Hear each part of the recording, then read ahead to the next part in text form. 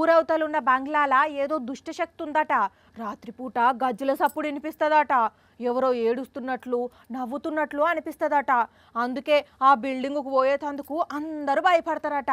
చిన్నప్పుడు ఇసొంటి కథలు ఇనే ఉంటారు. ఇప్పుడు హుజరాబాద్లో ఉన్న ఒక బిల్డింగుల అడుగు పెట్టేటందుకు ఎమ్మెల్యేలు ఎంపీలు కూడా భయపడుతున్నారట. మరి ఆ బంగ్లాలో ఏమున్నదో ఏందో చూద్దాం పార్రి.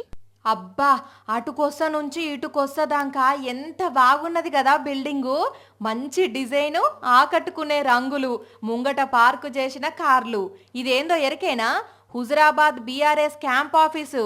అంగట్లు అన్నీ ఉన్నా అల్లుని నోట్లో శేనన్నట్లు రాజ్మహల్ లెక్క అవుపిస్తున్న ఈ బిల్డింగుకు వాస్తు దోషం ఉన్నదట.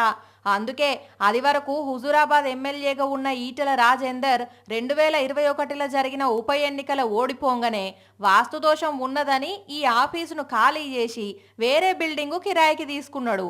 ఆ తర్వాత ఎమ్మెల్యే అయిన కౌశిక్ రెడ్డి కూడా ఇటు మోకాన రాలే. ఆయన కూడా ఇంకో ఆఫీసును కిరాయికి తీసుకొని నుంచే నడిపిస్తున్నాడు.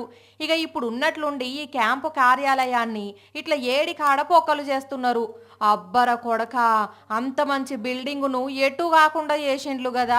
ఏమిటికయ్యా చూడ సక్కని బిల్డింగును ఇట్లా చెక్కుతున్నారు అని అడిగితే, ఈ ఆఫీసులో ఉన్న వాస్తు దోషాన్ని సరిచేసేటందుకు వాస్తు పండితులు కొన్ని సూచనలు చేసిండ్లట. అందుకే అక్కడక్కడ ఇట్లా పొక్కలు కొట్టి గోడలు చెక్కి రిపేర్లు చేస్తారట. నమ్మకాలో ఏందో, చేసే పని నియతగా చెయ్యాలి, కొట్లాడి సాధించాలి గాని ఇట్లా బంగారం అసొంటి బిల్డింగును కూలగొట్టుడైంది అనుకుంటున్నారు ఈ విషయం తెలిసినోళ్ళు.